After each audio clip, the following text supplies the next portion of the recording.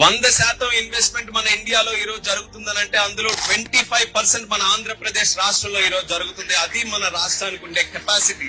చాలా గర్వంగా ఉంది ఈ రోజు మన తాలూకా కమ్యూనిటీ మీటింగ్ అటెండ్ అవుతున్నందుకు. కొన్ని వేదికలు ఆంధ్రప్రదేశ్ లో కూడా మాట్లాడినటువంటి తెలుగు ఎంత స్పష్టంగా ఈ రోజు తెలుగులో ఈ వేదికలో ఇక్కడ మాట్లాడుతున్నామనంటే తెలుగు జాతిలో పుట్టినందుకు మన తెలుగుతనం ఎంత వర్ధిల్లుతున్నందుకు కూడా ఎంతో గర్వకారణంగా ఉంది.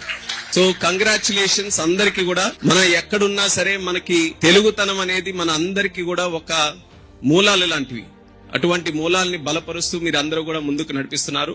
తెలుగు వారి తాలూకా గౌరవాన్ని, ఆత్మ గౌరవాన్ని, పౌరుషాన్ని చాటి చెప్పినటువంటి వ్యక్తి నందమూరి తారక రామారావు గారు. ఆయన మొట్టమొదటగా మన తెలుగు జాతికి బలమైనటువంటి పునాదులు వేస్తే ఆ పునాదుల మీద అద్భుతమైనటువంటి భవనాలు కట్టినటువంటి వ్యక్తి మన నాయకులు నారా చంద్రబాబు నాయుడు గారు.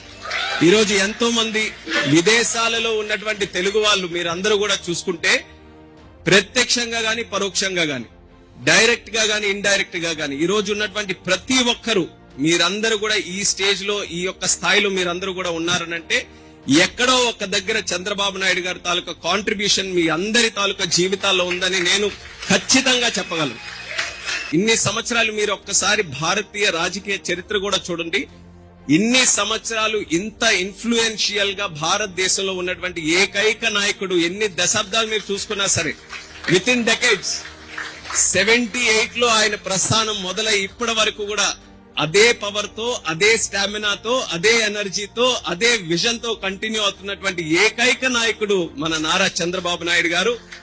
ఆయన మన తెలుగు జాతిలో ఉండడం మన అందరం చేసుకున్నటువంటి అదృష్టం. అది విశాఖపట్నంలో మనం చూసుకున్నటువంటి $15 బిలియన్ ఇన్వెస్ట్మెంట్ కేవలం ఆంధ్రప్రదేశ్ ఆ రోజు జరిగినటువంటి ఆ ఇన్వెస్ట్మెంట్ వల్ల భారతదేశమే కాదు ప్రపంచమే ఆశ్చర్యపోయింది.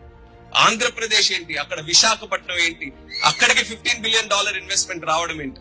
ఇలా మనం చూసుకుంటే మన శ్రీకాకుళం నుంచి కుప్పం వరకు ప్రతి ఒక్క జిల్లాలో, ప్రతి ఒక్క ప్రాంతంలో ఈ గత సంవత్సరం 18 నెలల పాటుగా చంద్రబాబు నాయుడు గారి కృషి, ఆయనతో పాటు మన ప్రధానమంత్రి వర్యులు నరేంద్ర మోదీ గారు, అలాగే మన ఉప ముఖ్యమంత్రి పవన్ కళ్యాణ్ గారు, లోకేష్ అన్న గారు, వీళ్ళందరి తాలూకా కాన్ఫిడెన్స్, ఆ కమిట్మెంట్, ఆ కోఆర్డినేషన్ తో మనం అద్భుతమైనటువంటి విజయాలు మన రాష్ట్రంలో సాధించాం. ఈ యొక్క 1 ఇయర్ లో ఇంత చేంజెస్ మనం తీసుకొని రాగలిగాం.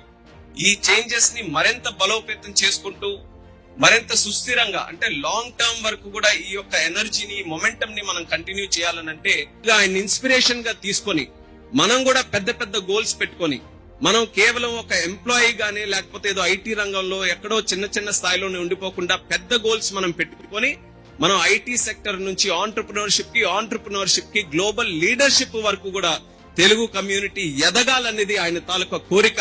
అది జరగాలనంటే మనందరం కూడా సమిష్టిగా కృషి చేయాల్సినటువంటి అవసరం ఉంది.